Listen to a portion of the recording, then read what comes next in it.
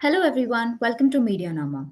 Indians traveling to Sri Lanka can now pay with UPI by scanning a Lanka QR code thanks to the integration of India's UPI and Sri Lanka's LankaPay. According to LankaPay CEO Channa de Silva, this integration will enable all Indian tourists and business users to scan and pay at 450,000 plus locations in Sri Lanka, supporting Lanka QR. To make sense of this new development, we have with us Nikhil Pahwa, MediaNama founder and editor. Hi Nikhil. So what is the significance of this integration of UPI with Lanka Pay for both Sri Lanka and India? Uh, Thanks, Aswati. I was just in Sri Lanka a couple of weeks ago, and in fact, a week ago, and I had actually the opportunity to be on a panel discussion with Channa de Silva. And one of the more interesting things he talked about is how Sri Lanka's got almost 95% uh, banking penetration. And, Lanka Pay is their version of NPCI, which is India's National Payments Corporation of India. And they have a common QR code in Sri Lanka, just like India has Bharat QR. And Hmm. LankaPay is similar to UPI, except the difference between LankaPay and NPCI is that LankaPay has been launched using a public-private partnership. So the government has a stake in the company, whereas NPCI is a private non-profit corporation, which is largely owned by banks. Um, so Sri Lanka is just coming off a major economic meltdown, and their recoveries based on certain considerations that have been forced on them uh, um, uh, by the International Monetary Fund. And as an economy, it's really struggling. Like for the regular Sri Lankans, the cost of everything has gone up. I think the currency is depreciated substantially against the dollar as well as against the rupee. And so uh, for the economy to sort of revive, this is a country that depends on some on a few sectors. One is, of course, exports of textiles. Second is the exports of tea, and then very importantly, it depends on tourism. And India is now becoming like the new China, especially when it comes to tourism, right? So a couple of I think little less than a month ago, Thailand announced that it's making entry for Indians to Thailand visa free. And Sri Lanka is also now making entry to Sri Lanka for Indians visa free. So the countries are rolling out the red carpet to India for India during especially the holiday season, because they want Indian tourists to come and spend money. And the Indian economy has been doing extremely well. There's a lot of funding coming in. So India, as in terms of tourism, is powerful, and Sri Lanka is very close. It's a great place. It's about it's a 45-minute flight from Bangalore, um, and the challenges that tourists often face is actually conversion of their own currency into local currency. So people travel with cash, people use their credit cards, and then there are charges there.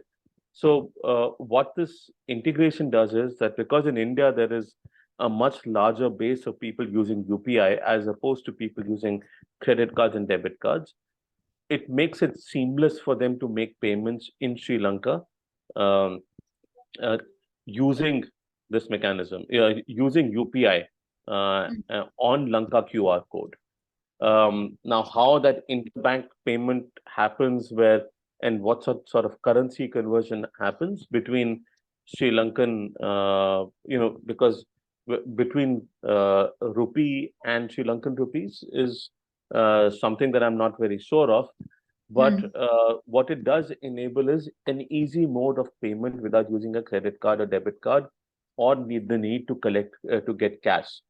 Right. One thing that I heard from during my trip to Sri Lanka was that while digital payments tools are there, while Lanka Pay is there, the Lanka QR code is there, and QR codes are there, merchant acceptance is very poor. So what this means for Sri Lanka is, number one, that that because Indian tourists might prefer to use these payment mechanisms, the UPI payment mechanism, as opposed to a credit card or debit card or cash, um, it might actually improve merchant acceptance in Sri Lanka. The other thing that, of course, like I mentioned earlier, is that it brings in much needed foreign exchange from India. It brings tourism, and tourism really helps our economy. So there is an opportunity for Sri Lanka to become a more acceptable destination, and I think this is just the beginning of it. What you're going to see is that more and more countries that want to attract Indian tourists will be more open to integrating payment mechanisms with UPI. And why am I saying that? Because the same thing has happened with China. So, for example, uh, uh, China's Union Pay is available in Sri Lanka. Alipay is available. Alipay, Union Pay are available in multiple parts of the world, including in the United Kingdom. And so Hmm. it is the traveling Chinese tourists have who are used to their own payment mechanisms, their own banks, their own payment systems, have enabled the spread of UnionPay and Alipay across the world. And I think the same thing is going to happen for UPI with Indian tourists. Um, for what this means for India is that UPI will get much wider acceptance globally. It's something that India has been pushing for with the rollout of its digital public infrastructure. So you have an opportunity uh, for India to basically create an interchange mechanism that is an alternative to SWIFT, an alternative to Visa and MasterCard globally, uh, Hmm.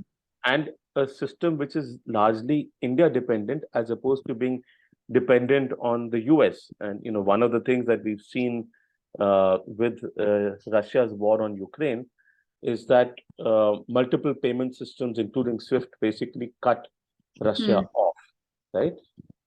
So dependence on Western rails for payments is very is a problem for an economy. For Indians, what it means is that in India we already have built-in alternate rails in UPI, and these are national security issues because the Right. functioning of an economy is a national security concern.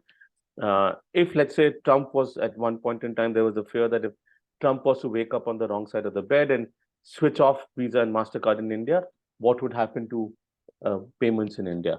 Just the way this is, so developing an independent national payments rails is important for India, and then spreading that rails across the world so that Indians can still continue to pay across the world is also important for India. So this integration is actually a major step, uh, primarily for Sri Lanka, but also a major step for India in terms of rolling out UPI. Thanks, Nikhil. For our readers, if you are curious to know more about this story, do visit our website and also follow us for regular tech policy updates. Thanks.